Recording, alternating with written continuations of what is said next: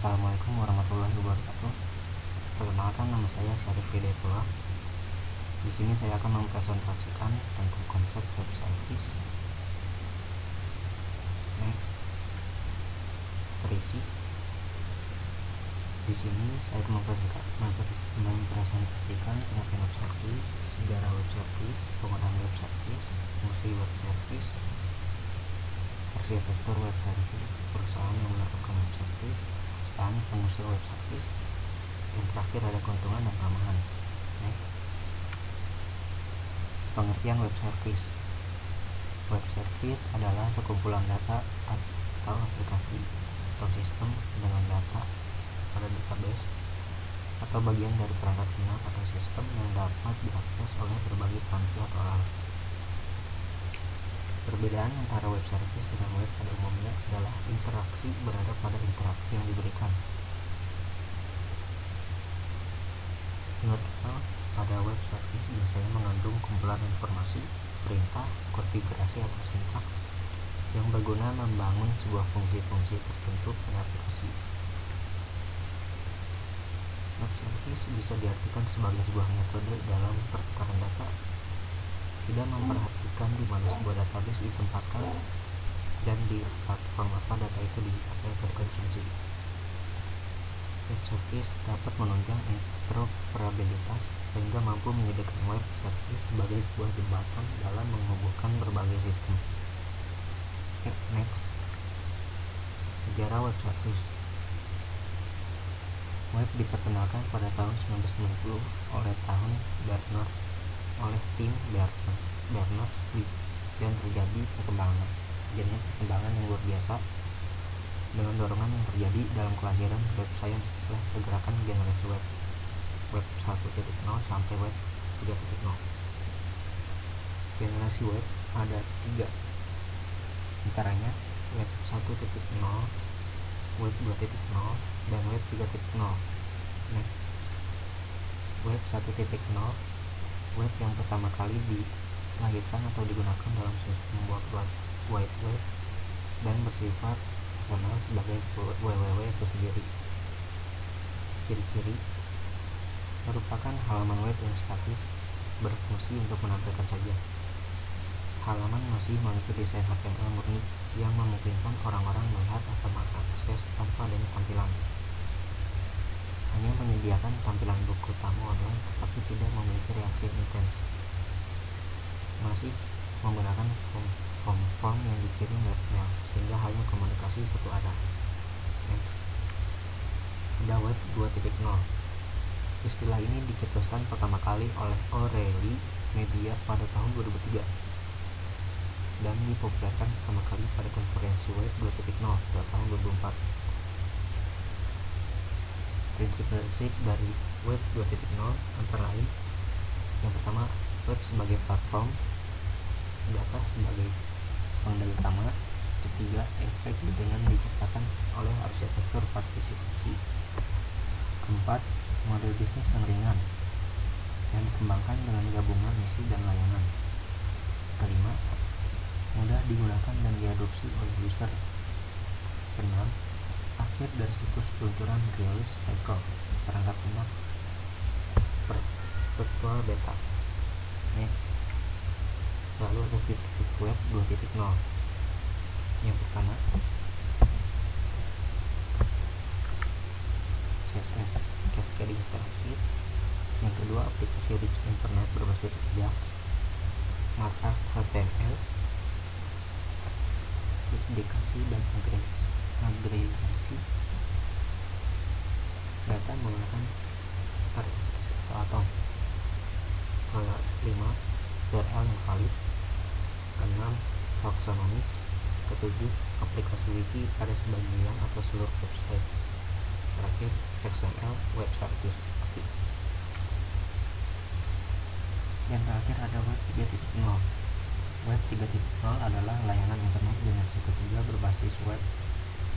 Konsep dari web 3.0 pertama kali diperkenalkan pada tahun 2011 saat tim Berners-Lee menulis artikel ilmiah yang menggambarkan web 3.0 sebagai sarana bagi mesin dalam membaca halaman-halaman web. mesin yang memiliki kemampuan membaca web seperti yang dapat mencatatkan sekarang ini. Next, ada fungsi web service. Salah satu kegunaan web service yaitu pada interoperabilitas yang tinggi serta bisa diakses oleh semua pengguna dimanapun dan kapanpun selama terhubung dengan koneksi internet. Kedua, dapat diakses lewat protokol terbuka dan memanfaatkan web lewat SOAP atau Simple Object Access Protocol. Web service juga menggunakan bahasa Web Service Description Language atau WSDL dan terintegrasi dengan UDDI, Universal Discovery Description and Integration. Ketiga, mempermudah dalam penggunaan serta lebih menyeluruh dengan penggunaan format dibuat secara terbuka dan keamanannya juga terjamin. Kegunaan lain yang didapatkan dari web service yaitu routing dan pengiriman, manajemen dan monitoring, akselerasi, dan tentu saja tidak mahal dalam pengimplementasiannya. Ada arsitektur web service. Arsitektur web service terdiri dari komponen-komponen yang meliputi: 1. SOAP Simple Object Access Protocol. Kedua, XML Extensible Markup Language. Ketiga, UDDI Universal Discovery Description and Integration. Yang keempat, WSDL Web Service Description Language. Kelima, Communication Layer terdiri dari HTTP, SMTP, dan protokol lainnya. Yang pertama ada SOAP.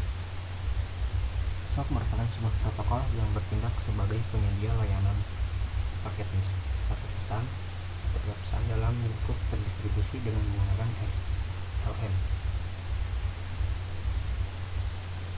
Juga memberikan fasilitas komunikasi dengan metode remote to server antara remote client dan server. Yang kedua ada XML. XML merupakan salah satu data markup language atau teks biasa seperti HTML, namun XML lebih fokus dalam penyimpanan data, bukan menampilkan. Data dapat disimpan dengan ringkas dan mudah diatur dengan XML. Next. Yang ketiga ada WSDL. WSDL merupakan suatu dokumen XML dengan tugas memberi penjelasan yang terdapat metode apa saja dalam web service. WSDL juga memberikan penjelasan tentang parameter untuk memanggil metode dan hasil dari metode yang dipanggil. Yang keempat ada UDDI yang mempunyai tugas dalam mendeskripsikan bisnis service yang didukung, spesifikasi yang digunakan pada web service, model program dan skema yang dipakai. Next. Lalu perusahaan yang menerapkan web service, diantaranya ada Exit Jakarta, Tomcat Cetak, Project Apache. Kedua ada Corporation dari Macromedia, Adobe, GNU dari GNU Project. 4 ada Java Web Service dari Contact, JSGP dari Sun Microsystem berdasarkan dari Jakarta Tomcat. 5 ada Mono Development Platform dari Novell. Keenam ada Microsoft.NET Server dari Microsoft. Ketujuh ada OpenAPI Platform dari Progress Software. Kedelapan ada Oracle Application Server dari Oracle Corporation. Kesembilan ada WebSphere Application Server dari IBM. Lalu yang 10 ada Azure Modular Object Oriented Web Application Server yang ditulis dalam Python. Yang terakhir ada IBM Database Domino dari IBM. Next, ada keuntungan. Beberapa keuntungan pada web service: menyediakan interoperabilitas antar aplikasi yang berjalan pada platform yang berbeda, menggunakan standar. Yang kedua, menggunakan standar dan protokol dengan sifat terbuka. 3. Memanfaatkan HTTP sehingga bisa bekerja melalui banyak pengaturan keamanan firewall yang umum tanpa menuntut perubahan bagi aturan firewall filtering. 4. ada mengizinkan perangkat lunak dan servis dari perusahaan serta lokasi-lokasi yang berbeda untuk dikombinasikan. Kelima, mengizinkan dalam menggunakan kembali servis dan komponen dalam suatu infrastruktur. Keenam, bisa digunakan secara bebas sehingga memudahkan suatu pendekatan distribusi dalam integrasi aplikasi. Next, yang terakhir ada kelemahan. Kelemahan dari web service adalah yang pertama, open standar komputer terdistribusi yang lebih matang seperti Cobra. Sedangkan karakteristik standar pada web service saat ini masih dalam tahap pengembangan awal. Kedua, ada web service dapat memiliki kinerja yang lemah. Web service memiliki kinerja yang lemah dibandingkan dengan pendekatan distribusi lainnya seperti RMI, Cobra, dan Recon. Terima kasih.